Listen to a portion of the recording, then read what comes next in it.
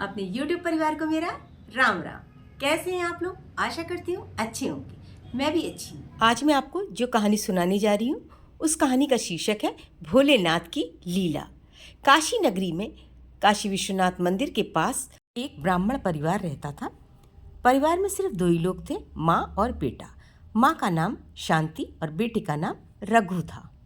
बेटा जवान हो गया था, नौकरी में आ गया था, तो माँ ने उसकी शादी कर दी। बहुत ही सुंदर बहू को लेके आए। बहू सुंदर, सुशील, रूपवान, गुणवान थी। शांता भी बहुत खूबसूरत थी दिखने में। जब लोग बहू को देखने आए तो बहू की कम और सास की ज़्यादा तारीफ करने लगे। कहने लगे, सास आज भी बहू से ज़्यादा सुंदर लग रही है। शांता ने मुस्कुरा के बात को वहीं पर ख़त्म कर दिया। माँ बेटी की तरह बहू भी शिव भक्त थी। वो भी शिव जी को बहुत मानती थी। वक्त बीतता रहा। 2 साल बाद बहू लक्ष्मी ने भी 2 सुंदर जुड़वे पुत्र को जन्म दिया। घर में खुशियों की बहार आ गई। शांति का बहू के प्रति प्यार और ज़्यादा बढ़ गया।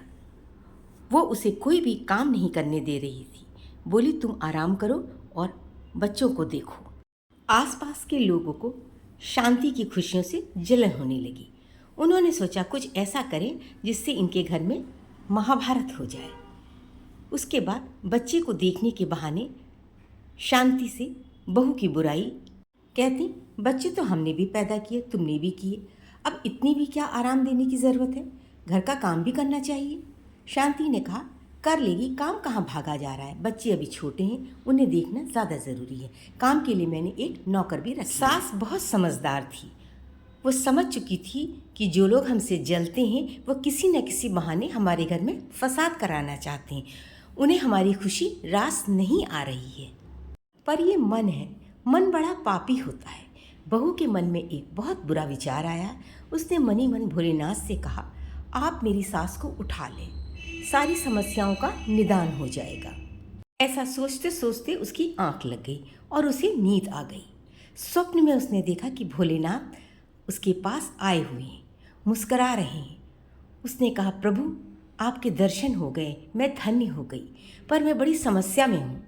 भोलेनाथ ने मुस्कुरा के कहा, क्या समस्या है पुत्री? बोली, मेरी सास मुझसे ज़्यादा सुंदर है, लोग मुझे ताने मारते हैं और मुझे बर्दाश्त नहीं होता। हाँ, मैं जानती हूँ मेरी सास मेरे लिए बहुत अच्छी है, मेरा अच्छा सोचती है। मैं अब रोज़ रोज़ लोगों के ताने नहीं सुन सकती। आप मेरी सास को उठा लें। उसके पति ने उसे हिलाया। वो जाग गई। उसने अपने पति और सास को जिंदा देखा। उसकी आंखों से खुशी के आंसू बह गए। पति ने कहा, क्या हुआ?